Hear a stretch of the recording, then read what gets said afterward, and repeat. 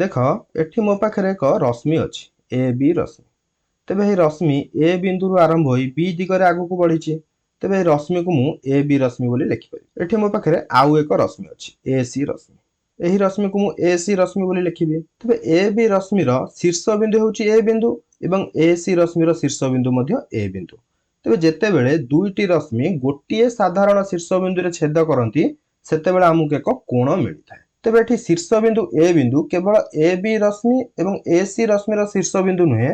एठी शीर्ष बिंदु ए बिंदु एही कोणर मध्य शीर्ष बिंदु अटे। तेबे कोण को आमे एही भली चिन्ह द्वारा दर्शाइथौ। तेबे एठी आम पाखरे जो कोण अछि एही कोण को आमे बीएसी कोण बोली कहिबा बा याको आमे सीएबी कोण मध्य कहि परिबा। तेबे लक्ष्य कर एठी शीर्ष बिंदु सब बेले कोणर मध्य रे अवस्थान करिथाय। बीएसी कोण रे मध्य शीर्ष बिंदु ए मध्य रे अवस्थान करूछि एवं सीएबी कोण रे मध्य शीर्ष बिंदु ए मध्य रे अवस्थान करूछि। तेबे तमे माने भाबुथुओ जदि शीर्ष बिंदु सब बेले मध्य रे अवस्थान करिथाय तेबे एही कोण को आमे ए कोण बोली काहेकि कहि परिबा नै। तेबे काहेकि कहि परिबा नै तेबे तळे आमे दुईटी रेखाखंड नै बुझिबा। तेबे एठी मो पाखरे एक रेखाखंड अछि डीई एवं अन्य एक रेखाखंड अछि एफजी। एही दुईटी रेखाखंड परस्पर गोटिए बिंदु रे छेद करूचंदी। तेबे एही छेद बिंदु को आमे एच ना देई दबा।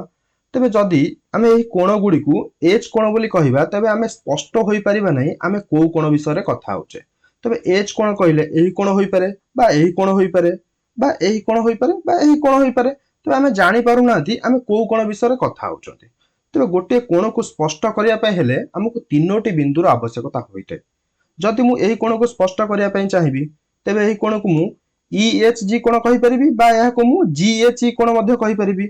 जदि मु एही कोण को स्पष्ट करिया पय चाहिबी तेबे एहा को मु DHG कोण मध्य कहि परिबी बा एहा को मु GHD कोण कहि परिबी। तेबे तमे माने भाबुथुबो जे प्रत्येक कोण कोण देखिया पय समान अटे।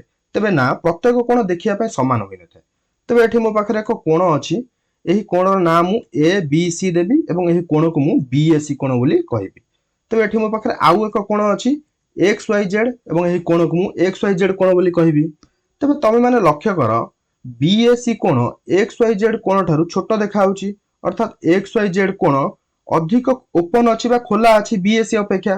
ते BAC कोण कम ओपन बा बंद अछि XYZ कोण अपेक्षा।